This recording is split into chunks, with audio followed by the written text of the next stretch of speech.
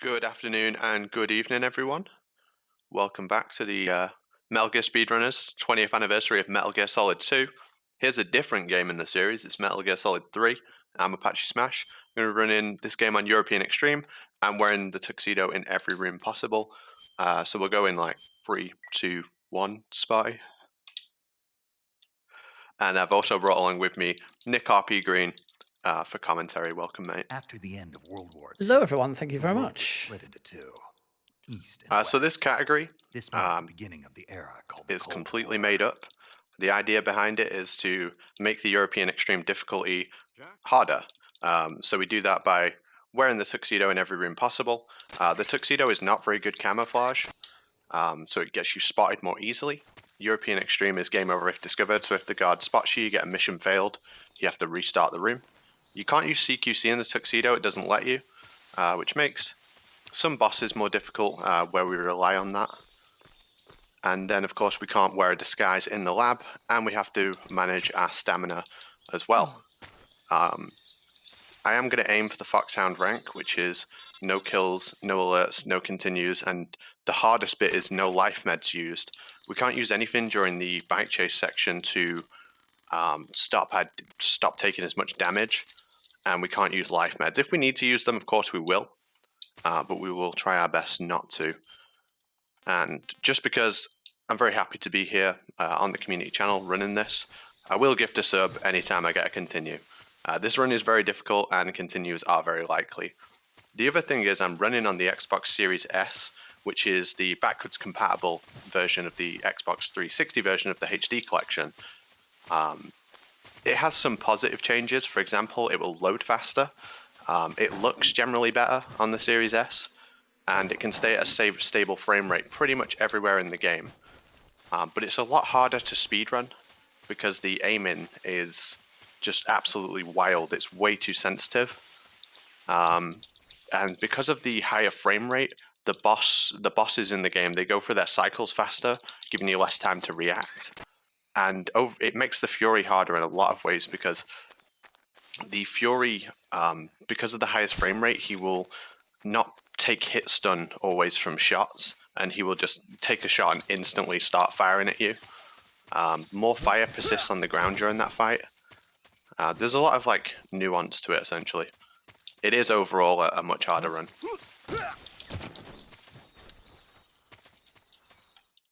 But you do see the loading screens are ridiculously faster. So this on the bridge here, this is like a free aimed section. Any free aimed sections are just very, very difficult on the Xbox version. When that guard got the red exclamation mark above his head, whenever a guard does that, he will, after about 2 seconds, duck and move. So I had to make sure I got that headshot. This is HQ. Patrol here. The enemy is attacking from an unknown position. You saw there Apache distracting that guard, and guards really don't pay. They have a specific order in which they react to things, and him being on the radio is more important than listening to Apache's footsteps as he runs past him. I was aiming to shoot that guard up top a couple of times in the body, but I accidentally hit a groin shot, which is an instant knockout. Oh no, I've missed the roll. That was my bad. I'm aiming to roll in the guard there, but because he was on a turn, it kind of messed with it. This room, because you have to take it much slower, is more difficult than normal European Extreme run.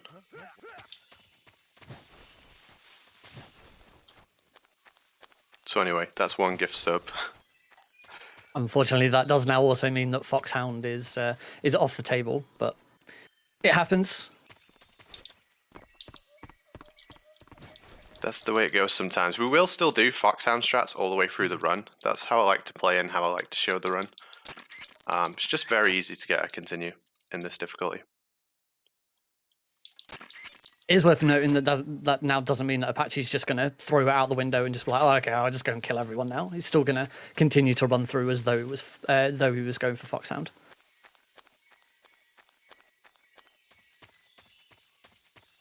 We say bye-bye to Ocelot. We'll see him again later.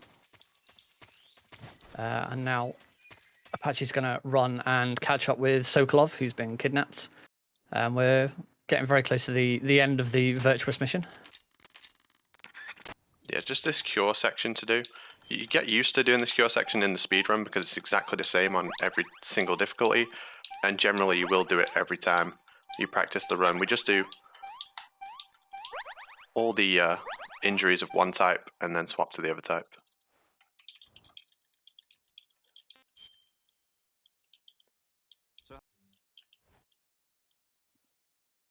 To say that like Foxhound is difficult to get in Tuxedo, to date I'm the only person who's done it in single segment. I recently achieved it on the Xbox version as well, which was, as I say, a lot more difficult. I'm going to pick up this mushroom here and then change back to the Tuxedo. This is now the start of the Snake Eater mission, which is separate from the Virtuous mission.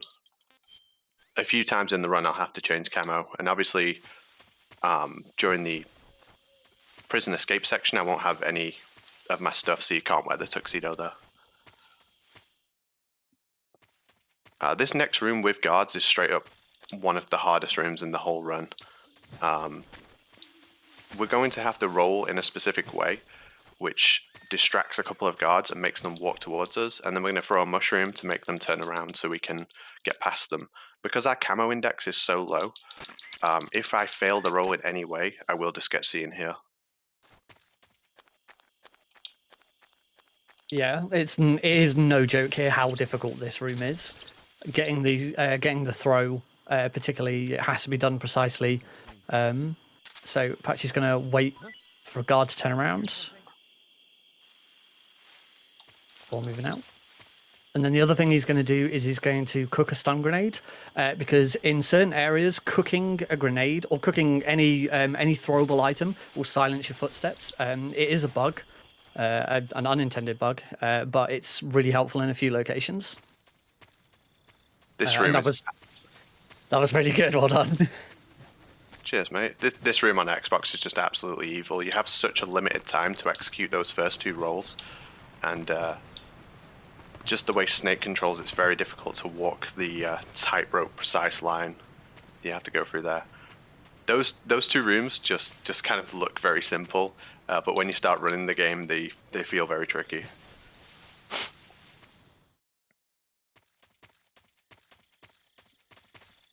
Right, so before I go in... No, go on. Before I go into the Ocelot unit here, I'm just going to pick up the cardboard box.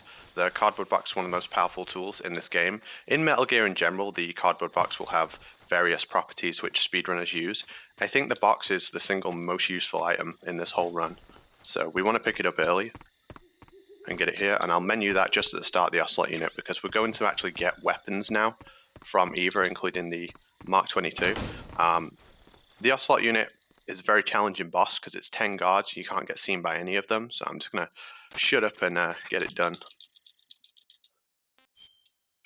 Yeah, so the very first boss in the game, it's very, very tricky because, of course, because they're still guards, you're still under the game over if discovered threshold here. So what Apache's going to do is going to shoot a guard out there. He's not going to knock that guard out. That guard's going to fall asleep later. And now he very carefully has to make sure that he tags each of these guards.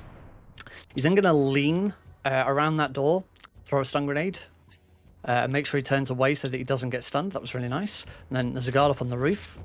Now, luckily, when Snake leans around a corner, his hitbox doesn't move. It is just the camera, so guards can't see him when he leans around the corner. So he's got that guard over there, and then hopefully the guard he tagged at the start. Oh, no, he's already gone. He's got one more over on the other side. Got him. And that's the Ocelot unit. There's something we do a little bit differently on Xbox. That second guard we take out, on PlayStation 3 we would headshot him, but because the aim is so difficult on the Xbox and we have a very limited amount of time to get that headshot, it's much safer to go for a body shot and then clean it up later. So like your execution, you have to consider that those tight amount of times for aiming. and sometimes just take a slower strat because of how difficult it is to deal with the sensitivity. It's not really something that you can get used to over time. It's just too fast. It's like way too fast for the purposes you're using it for. So anytime you'd see me in first person view, just pray for me. Gonna remove that leech there, otherwise we'd have a terrible time, even more so on Tuxedo. The leech drains your stamina, so really important that we take that off. I'm saying this out loud because my short-term memory is terrible, and I forget whether I've taken it off or not, so that just stops me from checking the menu later. Stamina becomes really important in Tuxedo runs because normally during a run you would switch to the Animals camo, which is the camo you get for taking out Ocelot non-lethally. But of course, because we're in the because we're doing a Tuxedo run, we can't use the Animals camo, and the Animals camo would stop you from losing stamina. So stamina does become important to keep an eye on. Because our camo index is so low in this room, we have to do a slower strategy for the for this room here. We have to take out both of those dogs, and then I'm on a timer. I have to approach this fence, and what I'm looking for is one guard to look at me and begin walking, and as he steps away, I can take out the second guard. So I'll aim at this head, but I need to wait for that second guard to walk away first. If you shoot that guard too early, you'll get caution, and being in caution for this room, and particularly the next room, is really bad, so we want to avoid that. And I'll take out this last dog. There's a guard on the east who can look towards me and begin walking this way, but we're fast enough to get out here.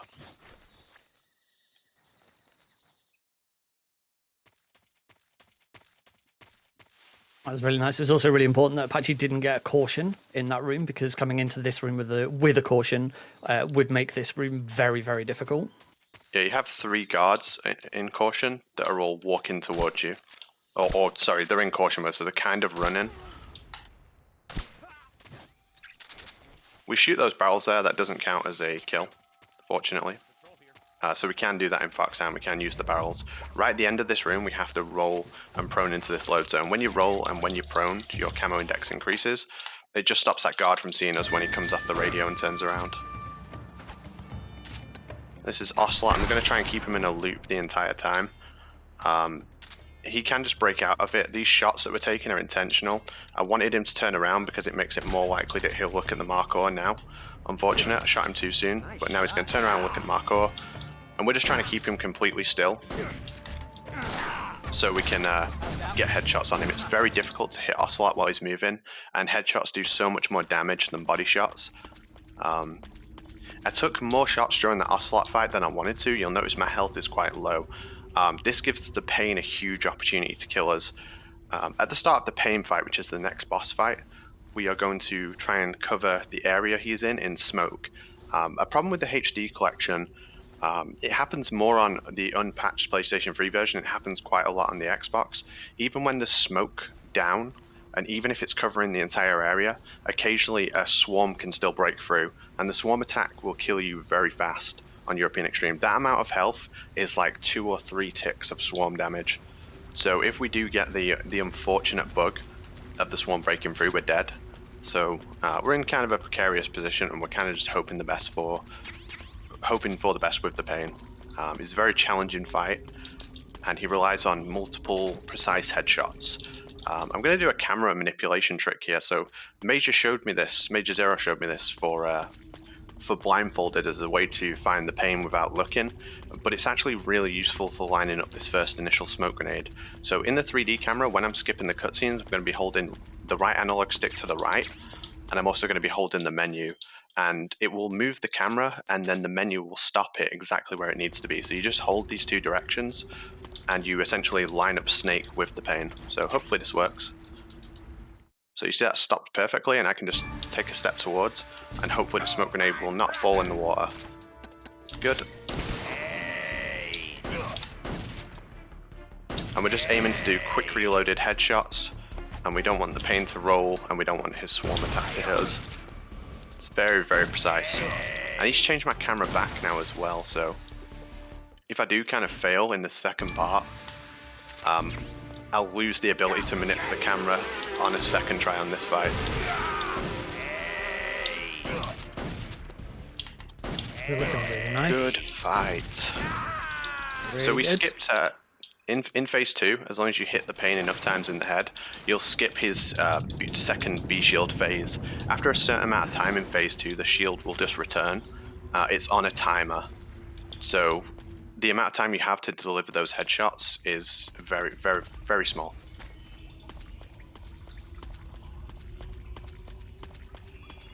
On top of the sensitivity issues with the Xbox version, the pain's hitbox for where his head is kind of janky. You almost have to hit him in the neck instead of in the head. So it just makes just a little bit of extra difficulty to make sure you're landing those shots in the right place, particularly at that kind of speed as well. Yeah, I just kind of try and aim for his mouth, and yeah, if you shoot too high on his head, it literally just goes through him and hits the wall behind him.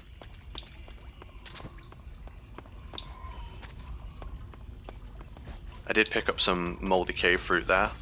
That's important for later. So we do have to eat on this difficulty as well.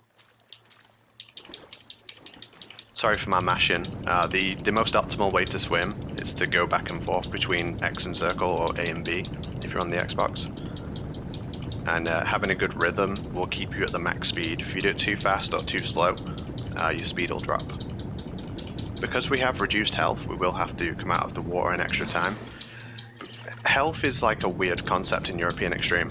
It matters for Ocelot and it matters for the pain, but now health won't matter again until we fight the Fury. So we can be on like the lowest health possible and it doesn't make a difference. In fact, if you're on low health when you reach the fear, it will actually give you health back so you can be poisoned.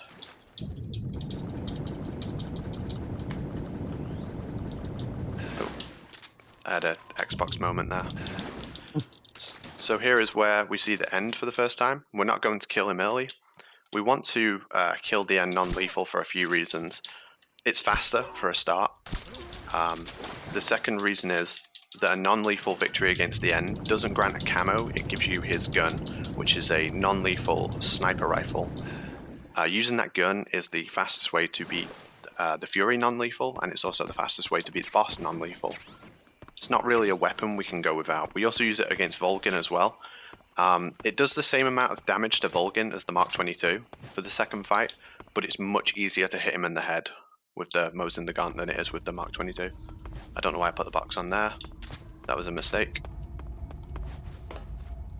This is Warehouse. This is notorious as one of the more difficult rooms in the game. It's also a really good example of how massive Snake's hitbox is when he rolls. It's also just a really cool string of AI manipulation. Every time you're knocking into a guard, you're making the guard above turn the other way.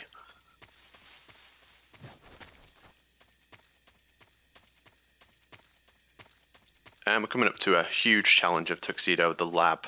In normal European Extreme runs, the lab's very straightforward. You wear a scientist outfit. None of the guards can see you. In Tuxedo, we of course can't do that. We're not allowed to take it off. So we have to do it while running the risk of being caught.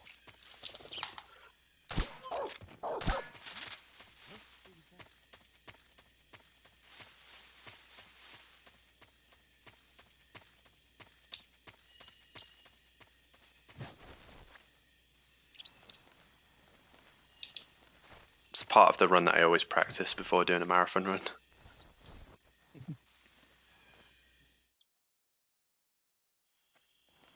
You're going to see a lot more use of the box here as well, and you'll see just how useful the cardboard box is in MGS3. I think it's probably fair to say that the cardboard box is probably most useful in MGS3 over any other game in the series.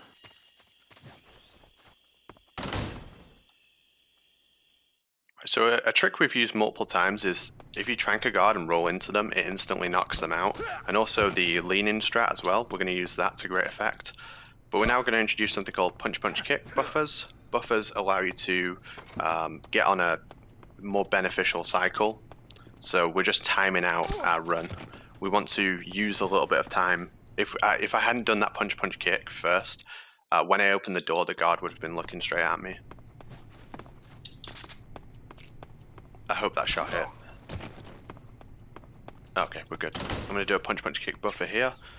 And another trick we can do is we can use the box to open doors. Doors in this game can be very strange, so it's very useful just being able to blow them wide open like that. I'm going to shoot the roof here. That will make the guard in front go on the radio. Scientists don't see Snake in the box. You can spend all the time you want in the box in front of a scientist, but you can't do it to a guard, so it's very important to move the guards out of our path. Now we just have to make our way back out again. I have to reset this room. That was an Xbox aim moment right there. I'm just going to do something real quick that's going to be very helpful to Nick. I'm going to stream my game in Discord for him. Excuse me for one moment. Yeah. I found the intruder's body. So when you see me wildly like aim, it's because I touched the... I moved...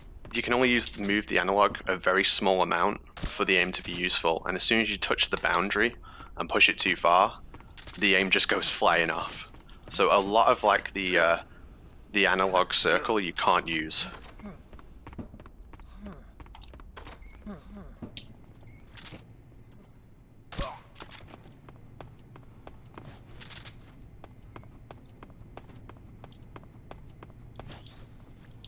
But that room there is probably the hardest out of the lab rooms, just the most challenging to get out of without getting seen.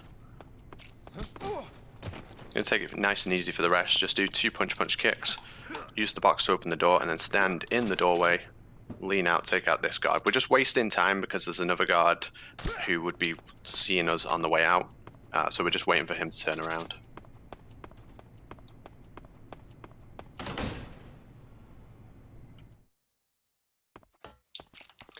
And just so everyone's aware, for every continue I will gift a sub, so we are on 2 right now. I'll just wait for the right opportunity in the run to do it. But feel free to explain in the chat why you deserve it the most.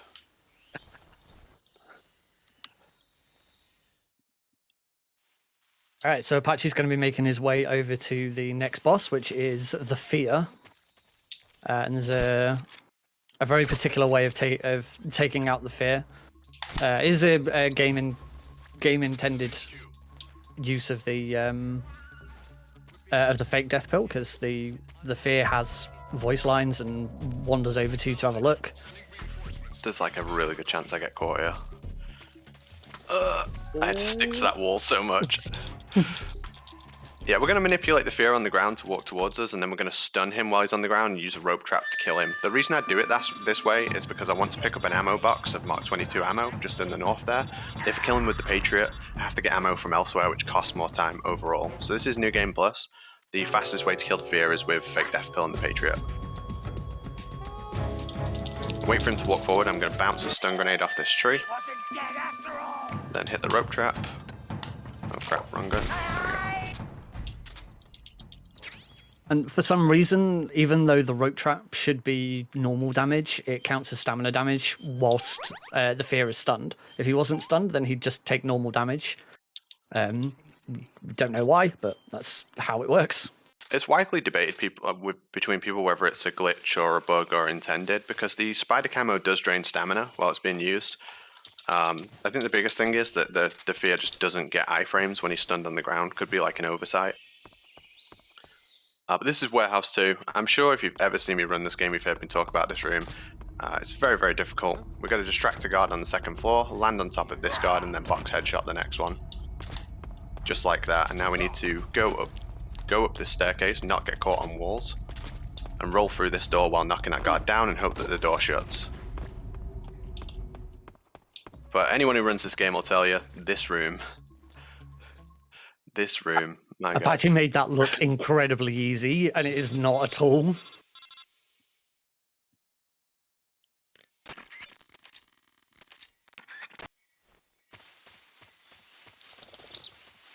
And I know what you're all thinking, but this next part is the end. It's not the end of the run. It's a boss called the end. There's also a boss called the boss, but that's not this boss. That boss is at the end. And before we go into the end, we do have a precarious little room. We're going to do a few techniques in this room. One of them is we're going to knock this guard down in a certain way with our roll. So we're going to be on his left side, and that will make him fall behind the tree. I'm going to shoot the wall here, and then I'm going to hold a grenade to get past this guard. You can roll as well, but it's more precise. The stun grenade, of course, just silences our footsteps. And then we're just going to use our cigar gas spray to KO these guards.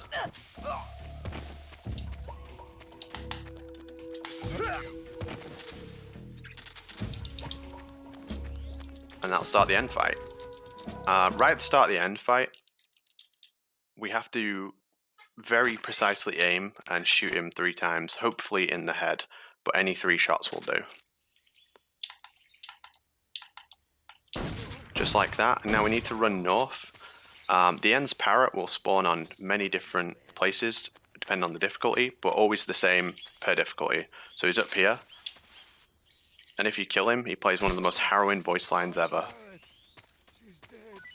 What have you done? You've gone too far this time. I'll get you. That doesn't speed up the fight at all, I just wanted to do it. The Apache's now buffering with 7 PPKs. So I'm going to throw a smoke grenade, and he's going to make some noise. And that's going to force the end to move over to the very west side of the map, where Apache's are then going to start a combination in order to finish him off.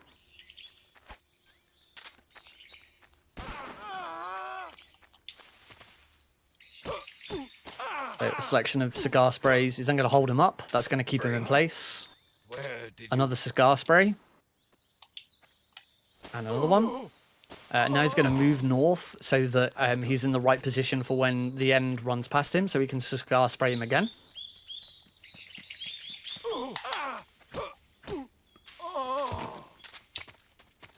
And then another stun grenade ahead. That's going to catch the end again. Stop him in place. More PPK, punch, cigar spray. And then again, move back up to the north, ready to intercept the end. And that'll be the end of the fight. Masterful. Yeah, you can loop him on the ground with stun grenades and smoke grenades. It's actually a strat that Major came up with. It's a little bit faster, but it can be more unsafe, especially when he coughs and stuff. So I just wanted to guarantee I get the kill there. And of course, if you've never seen me stream this game before, you won't know, but I never talk during the ladder section of the run. So I just want the stream to enjoy the music, take a moment to reflect on the run we've seen so far, and then get ready for a bunch of free aiming in first person, which is super difficult on the Xbox.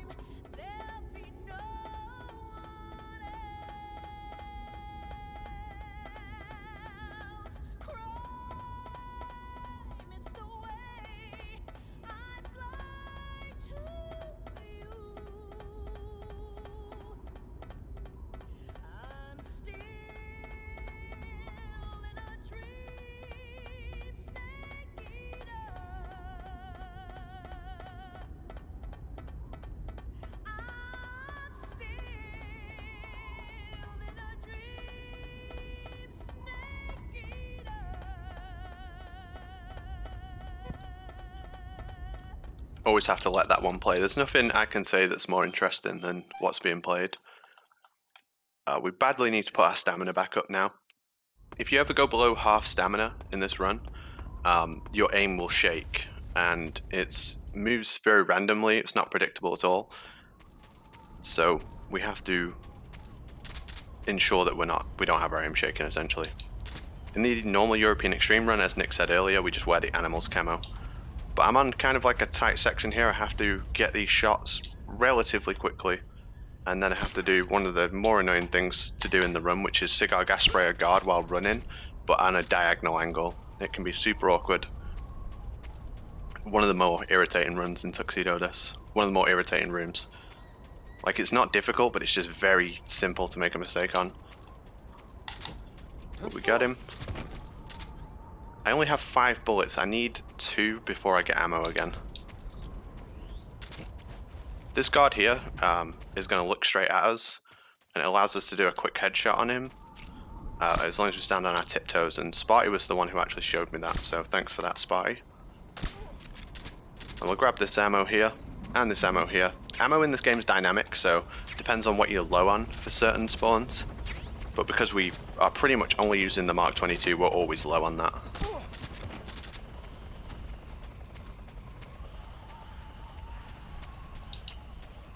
As I say, every continuing the run I will gift a sub for, and we are going to be reaching the hardest boss in the game at the top of this mountain, particularly on the Xbox, so I'm sure it'll kill me a few times.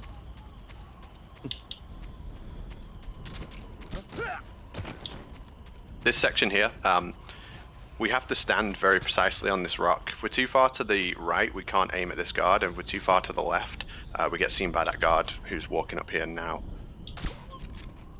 It's kind of weird the way his sight works. If you're like one more step to the left, he just looks straight down and sees you.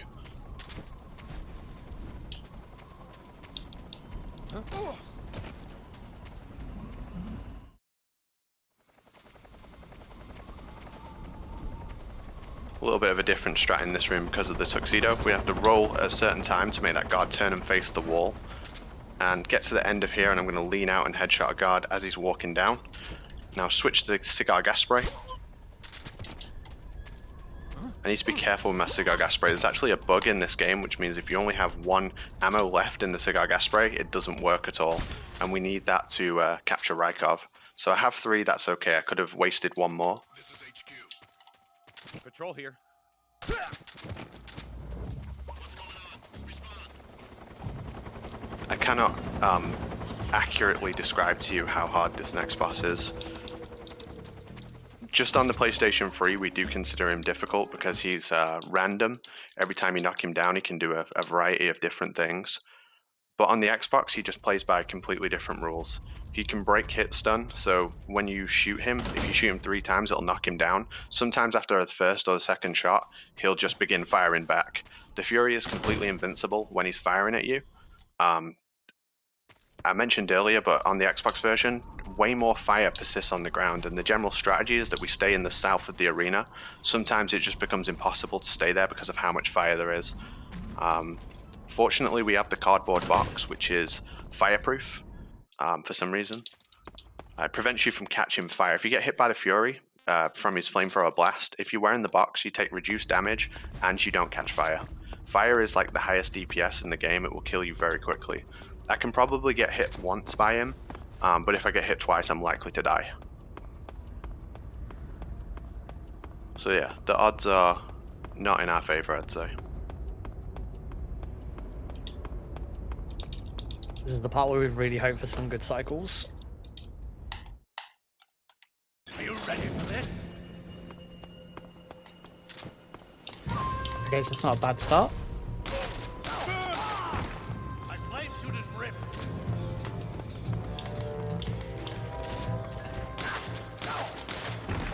Quit fooling around.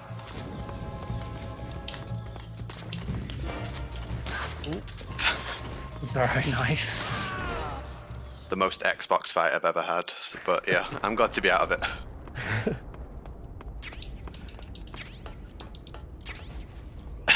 There is a running joke that, like, if you get it first time like that, everyone's like, wow, it's not that hard. It really is.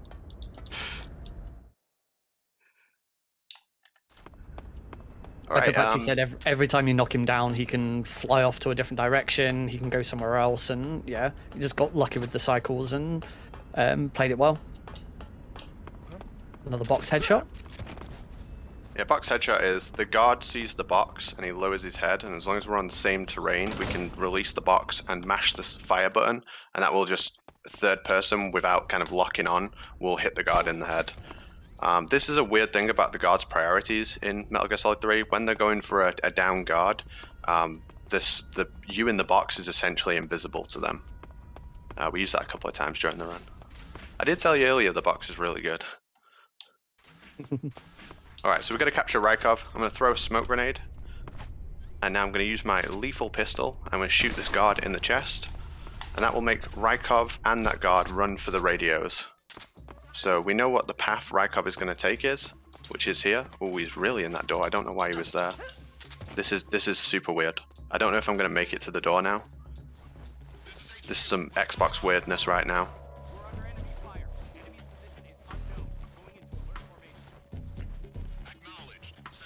So there's guards walking towards the door where I am, so there's a good chance I'll get seen here. Still made it. That was scary. Like, if you lose a bit of movement like that, it's just, this run's very strict. It's very easy to get seen. Part of the rules of Tuxedo is you can change camo at this point because you're not going to pass any more guards where the Tuxedo has an effect on the run. If you haven't seen a 3 run in a while, we have a new glitch found by Apel. It's called a scope glide. Pretty self-explanatory. It's actually called a box glide. I keep calling it a scope glide, but it's called a box glide. But you flatten up against the wall with the scope. Equip the scope while you flat against the wall. Look to a 45-degree angle and then equip the box. And for some reason, you get super speed. It only works on rooms that are, or walls that are cut in half, like the ones with the windows. So we can't just use that on any wall, unfortunately. And it only works on the HD collection as well, so we're blessed to be running the HD collection today. Tell me. I'm going to turn my game down for this point because it's pretty gross. Got an unskippable cutscene. We'll be going on for a couple of minutes. So Nick, how's it going? Running some ground zeros later today in the event? Yeah, up next after this run, we've got Zone of the Enders, Tapioca. That's it. And then after that, it's my run of Ground Zeroes New Game Plus, which I'm really excited about. It's the first time I've ever showed Ground Zeroes like on a marathon or stream outside of my own. So yeah, it's going to be good. I love to see it. I like that game a lot. It's very short. It's very involved the whole time, and Steg's doing commentary on that, so that should be a super good run. And you know, later on tonight we have multiple Metal Gear Solid 2 runs for you, and some Crash Bandicoot Wrath Cortez. Not Cortez. That's Time Splitters. Cortex. It's a great little game. There's a lot of issues with Wrath of Cortex, but I have very fond memories of playing it. I have very fond memories of watching the loading screen because it's notoriously bad for loading. The loading times are incredibly long, but it is a good game. Yeah, it's a fantastic title. I love Crash. I'm never any good at it, but I like them a lot.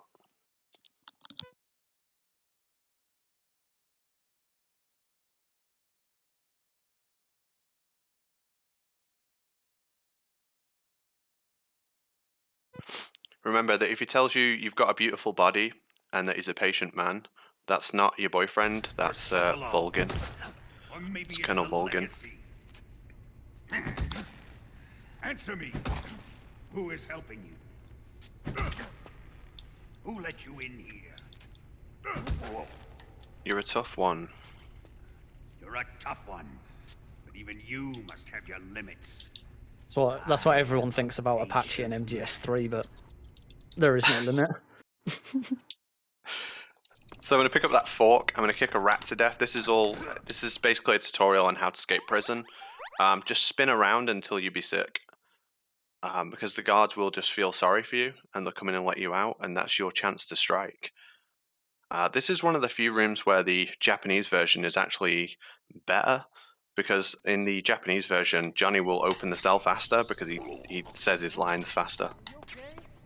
Oh, jeez. Did you throw up? But we're going to punch twice and then hit him 3 times with the revolver, and that's just enough to knock him out. Johnny will always drop these smoke grenades, which are very useful, and we'll take this dead rat corpse, because that's super important for a frame-perfect trick that we're going to do now. So we'll throw the corpse, equip the smoke grenades, use that trick where we silence our footsteps again, What's that sound? and you know if it's worked if you don't get seen.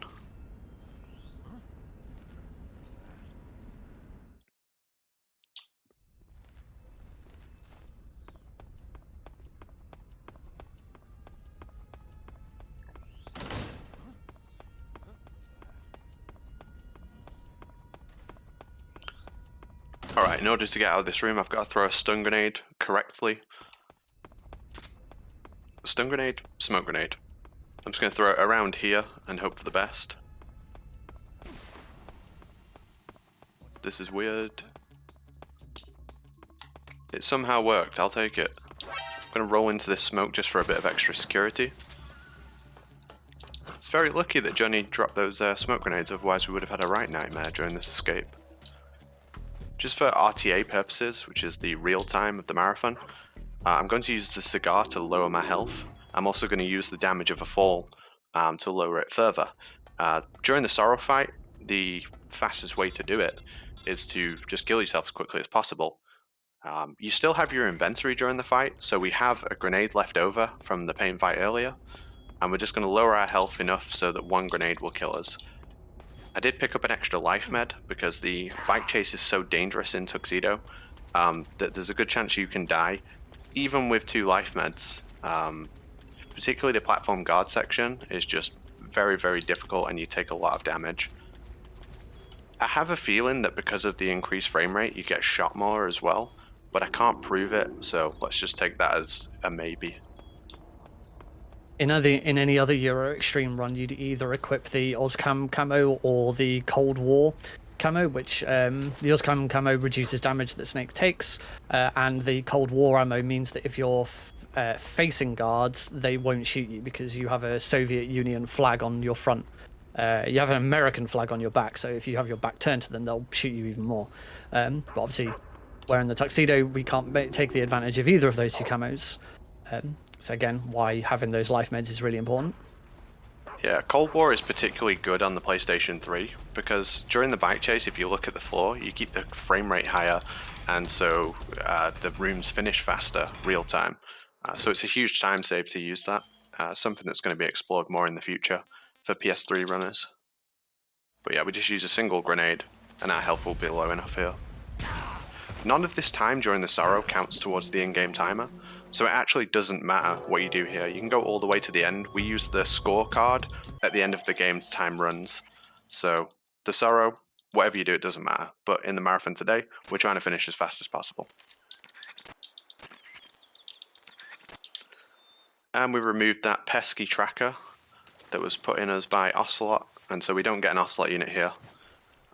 It's very tricky to get past the Ocelot unit on European Extreme, although various runners have come up with cool strategies to do it. It is just always going to be slower than removing that transmitter.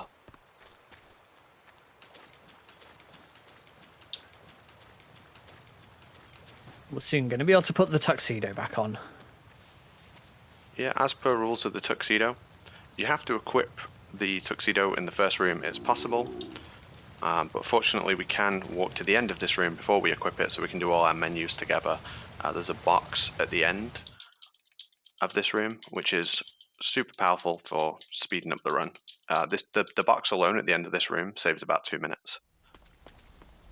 And it's the only box in the run that we use for its intended purpose, which is being transported. This is the biggest menu that Apache will do in the game because he's now setting himself up for the rest of the run. So it's getting all of the items he's going to need for the final few bosses, and obviously the box, and then putting the Tuxedo back on.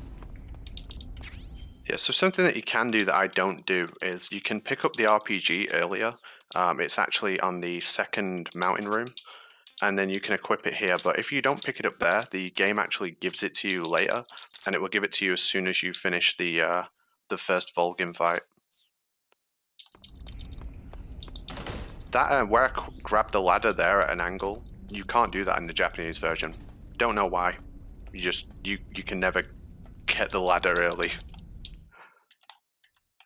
There's a lot of weird quirks between the English and the Japanese version, and the various versions of this game, which there are so many of them. Using that same trick from before, where the guard is going for his down teammate, he can't see us in the box.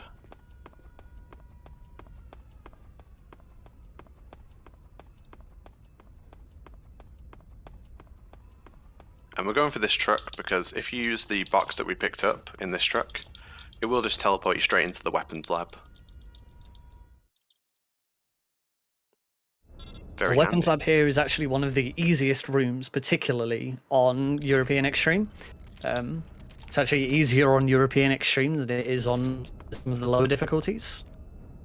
By taking that shot there, every single guard in the room has heard that shot and has now ran away, ready to sort of start investigating. And it just gives Apache a clear route to just go and put down the C3 without anyone getting in his way. Yeah, we can't do that on very easy just because the guards don't hear as well. So if you try and do that shot, they just don't hear it. But it is one of two examples of a room that's like faster on European Extreme than it is on very easy. The other one is the Sorrow, just because you have so much more health.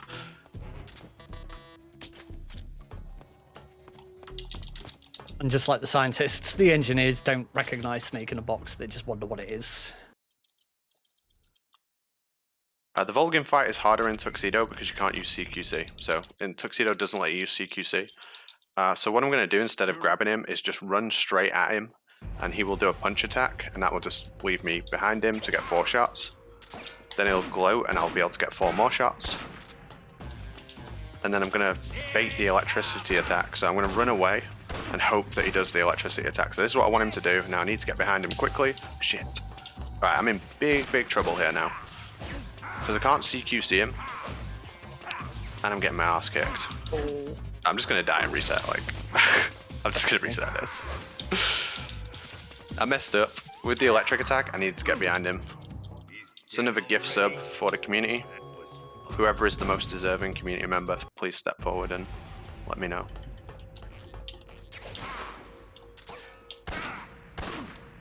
You may be wondering why Apache's using the SVD when the SVD does lethal damage. Because we fight Vulgar twice, we fight him here and then we fight him as part of the Shagohod fight.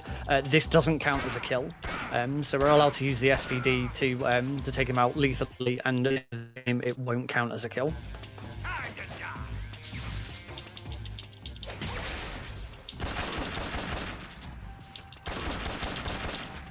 The second part there, nice and easy. Avoid that first attack and then just keep queuing him. Here we go, this is where we get to equip the RPG-7. We didn't have this before, it gets put into our inventory now. Obviously you can't damage the Shagohod without it. I'm going to turn the game down quite a lot because this is a damn loud portion of the game. I'm trying to fire as many shots there as possible because it can sometimes stop these guards from spawning.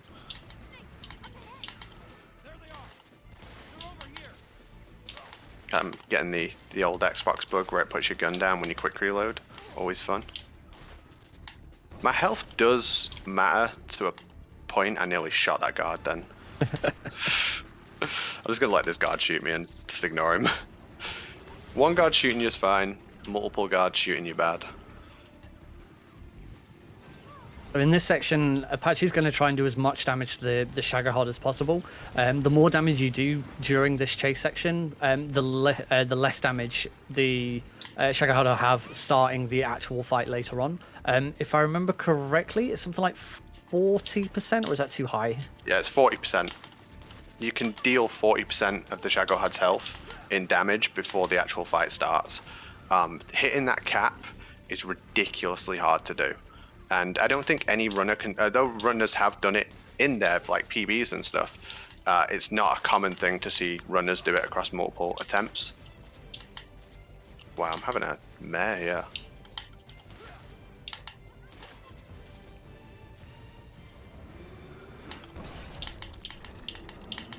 So for risk of dying, we're not too bad at this point. It's this next section, this next room. There's just a lot of guards with RPGs, and they're the biggest risk. You do take a lot of damage from the machine gun fire, and because your camo's low, the camo index affects how often these guards can shoot you during the bike chase. So because the Tuxedo is not very good camo, we get shot more. But I've got those 2 life meds on backup anyway, but I will try to not use them.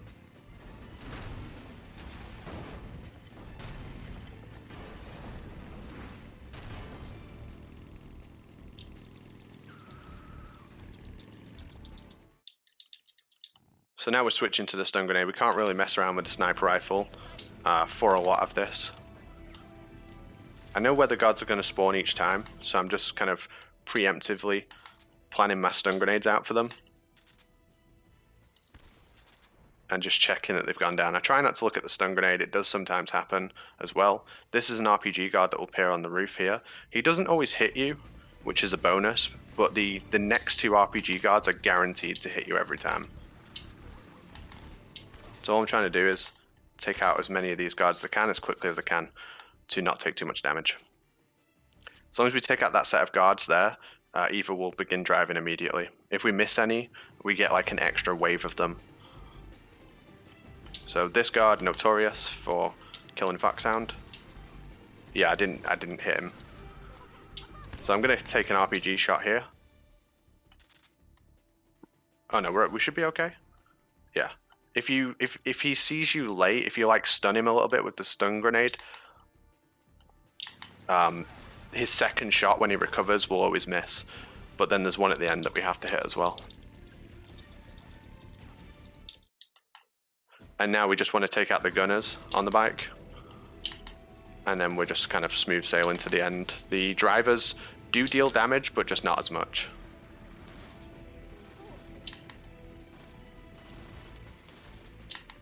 I think I hit the driver. If you shoot the drivers, more of these guards or bikes will spawn. So it can have 4 on screen if you get rid of them, just more spawn in. So it's better to just get rid of the gunners, and then we're home free.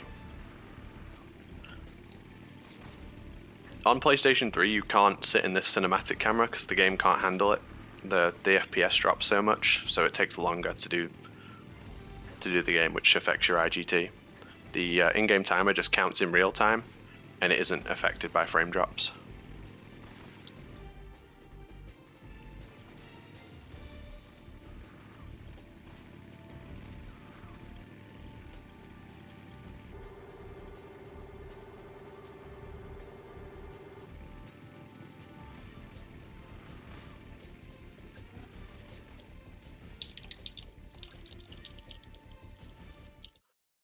And now this is our last opportunity to get as much damage on the Shagohod before the actual fight with him.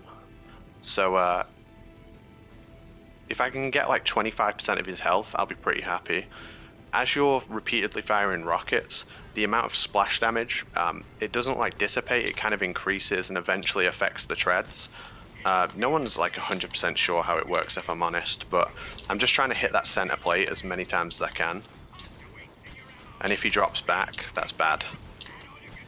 When he drops back, you can't actually hit him anymore, he's too far away to deal damage to. You have to wait for him to drive up to you.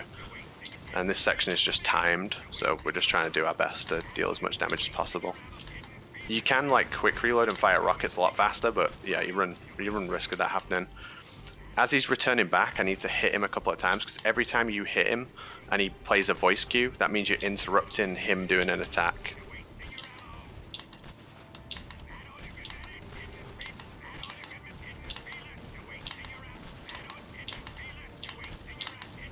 The tactical reload is an intended purpose in the game. It does tell you about it, that it exists. You can completely refresh your ammo by quick reloading.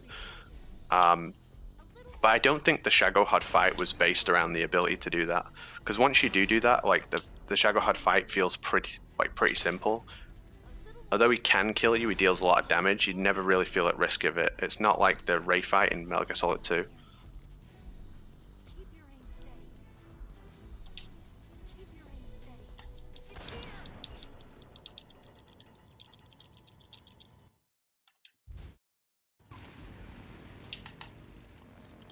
Missed it.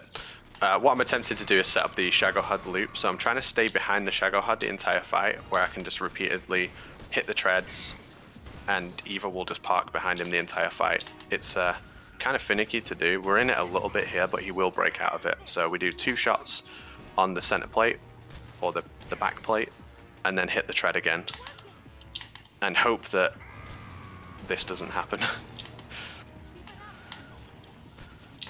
Because if you start the fight with a loop and then lose it, Eva drives in very unintended ways. She can even like drive into the thing.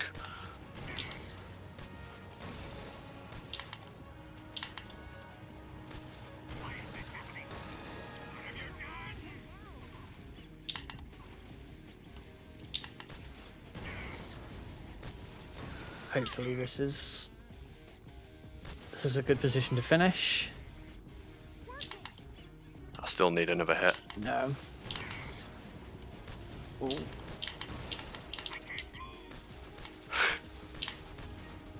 Oh, it's so close. There we go.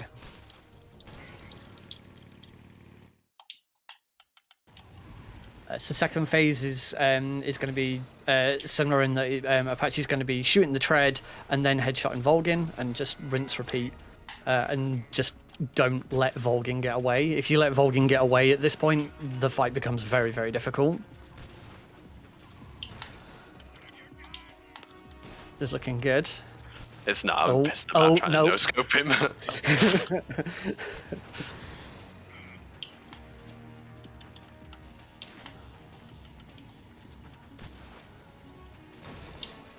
Damn it. Oh. I'm going for one more try on it. If I can actually hit the tread, that'd be useful. It's worth noting that the aim in MGS3 is incredibly good. There we go. Oh, that was nice. That was a nice finish.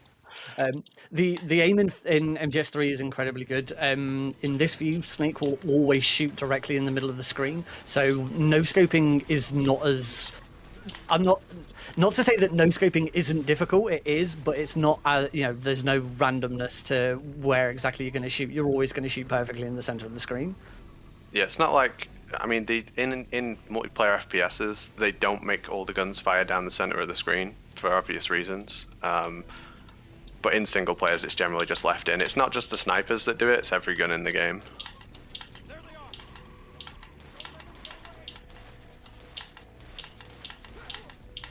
I'm just shooting these bikes, even though like earlier I left the drivers to shoot me so new bikes wouldn't spawn in. In the second bike chase, you want as much health as possible for the platform section, so you don't even want the gunners shooting you. So on every wave, I'll just get rid of the bikes.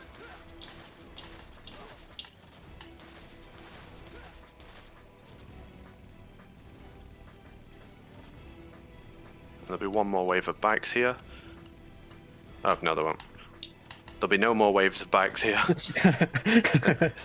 Now we have two checkpoint sections, so as you're going into the first checkpoint, you want to just try and take out as many guards as possible.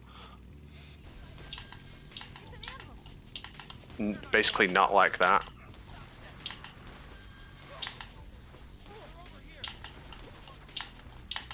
It's just because the platform section is so difficult to survive, and you take much of your health throughout it. There's one RPG guard left, and he's here. Here you just want to put your aim up and let Eva's drive in, like let her move the scope for you.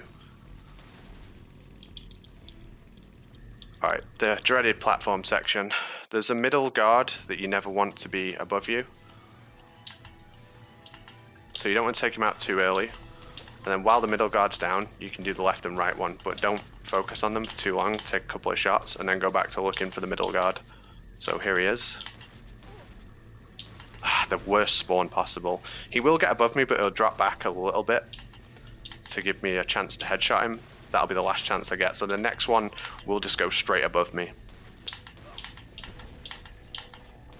So we're kind of not too worried about the left and right ones. We're more worried about looking for that middle one. He comes at a really awkward angle from the left, and he gets above you like this. He like skirts around the tree. There we go, he's above me. I'm in big trouble. So now I can't hit the middle one anymore. It's impossible. The game won't let me aim that high or aim at a place where I can hit him.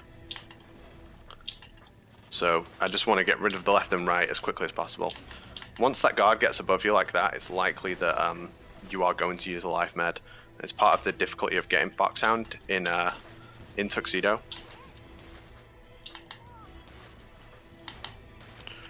This is one of the only objects in the game that doesn't have splash damage if you hit it with an RPG.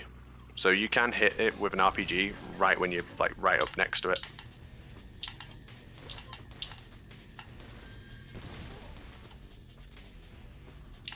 We may just survive, but it'll be difficult.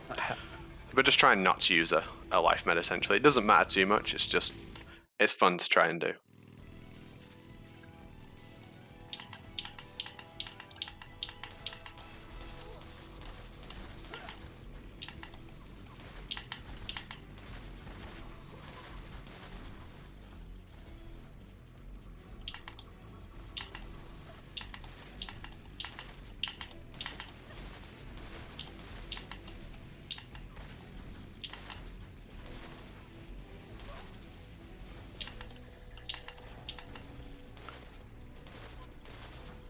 Nice shot.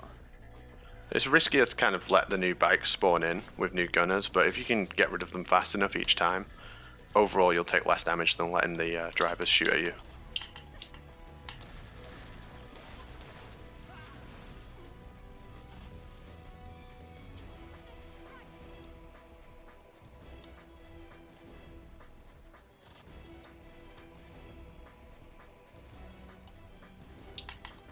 The game's kind of got set bits that it'll spawn new bikes in.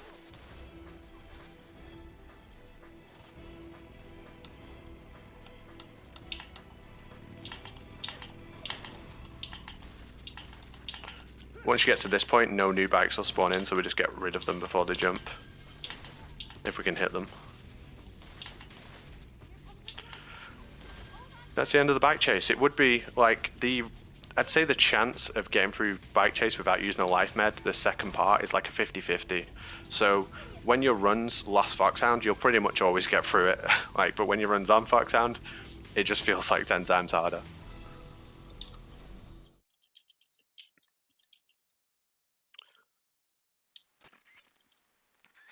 Now we go into.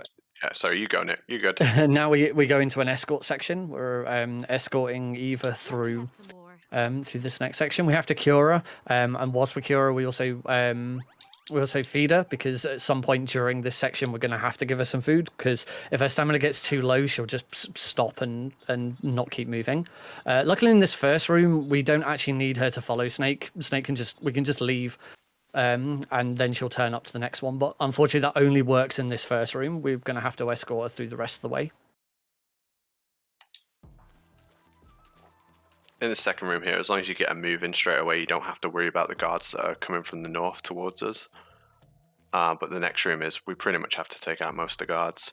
Because the Tuxedo camo index is so low, in the next room we literally cannot take a step forward, because we're going to just get seen instantly.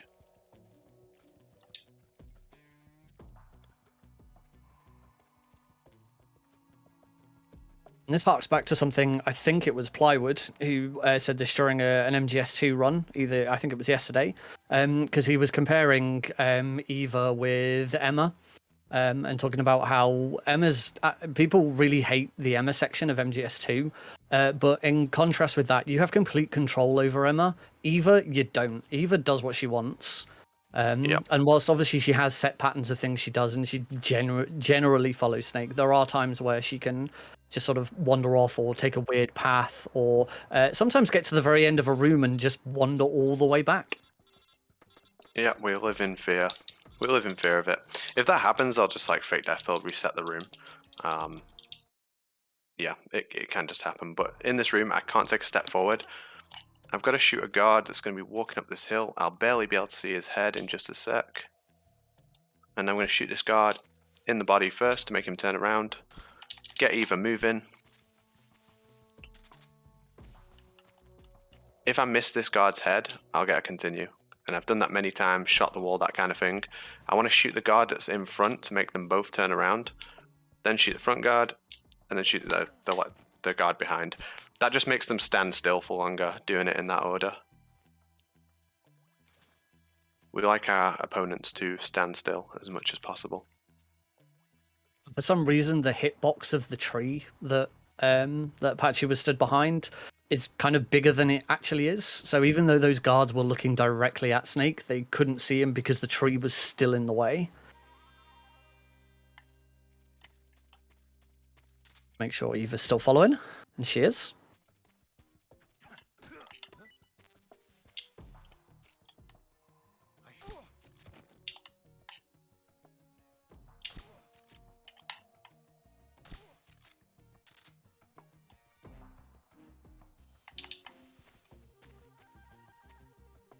And she's jumped down. We're good. Always feels good when you see Eva jump down like that. So that's the point I was alluding to a moment ago, where Eva can suddenly just decide to wander all the way back to the start of the level after you've dropped down.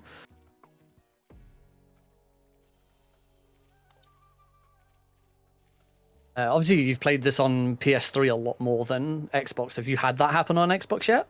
Yeah, I've had it on. I've not had it on Xbox yet. I've only had it once when I was on pace for the VE World Record on PS3. This is the last boss, final the boss. We can't use CQC, but we can still repel her, which is good. But I'm just going to knock her to the floor like this. She's falling backwards, so hopefully this strat still works. But I'm going to shoot her once, throw a stun grenade at her, which kind of resets her AI. Oh, she stood up. What the hell's going on? Yeah, I don't even know what's going on. I'm just going to walk away from her. That was a weird occurrence. I don't know what to say about that, really.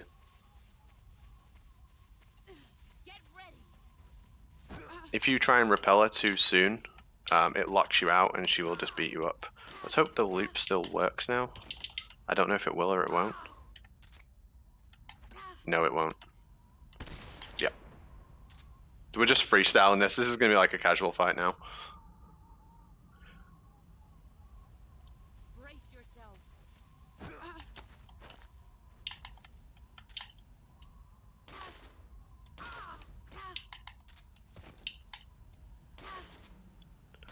I don't want to be out in the open. I need to be behind a tree. Once she can't hit you for a little while, she'll just run off and you can chase her, and then she'll do this. Brace yourself. Yeah, at that moment, if she shoots you with the Patriot, then she'll just stick around and keep shooting you. You have to wait. It's worth noting that whilst this is the final boss, this isn't time. There's still just a little bit of extra to go. But that's the boss. Yeah, we have a gorgeous, unskippable cutscene here, but time will be on the final shot in the wig.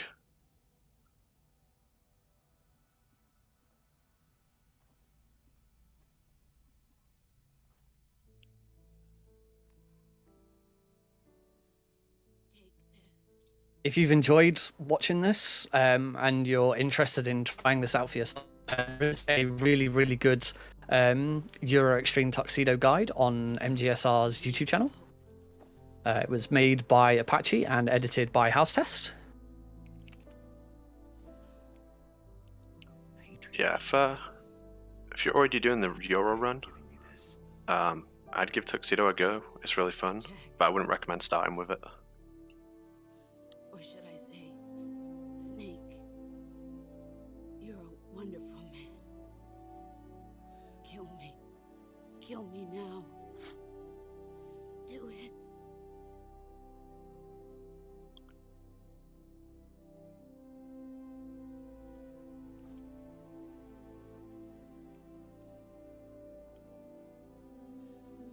There's only room for one boss and one snake.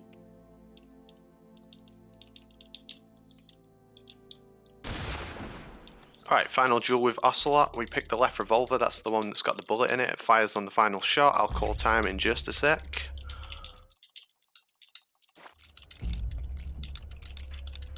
Time. Thank you very much for watching this and all the other runs in this marathon. It's an absolute pleasure to be a part of this community. I stream this game all the time, so just come and see my stream at ApacheSmash, or follow me on Twitter where I post garbage on the daily. Nick, thank you so much for being here and joining me for this. Appreciate Thank it, you mate. for having me. No worries at all.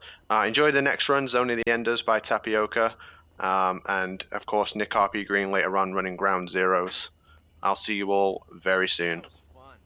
Bye-bye.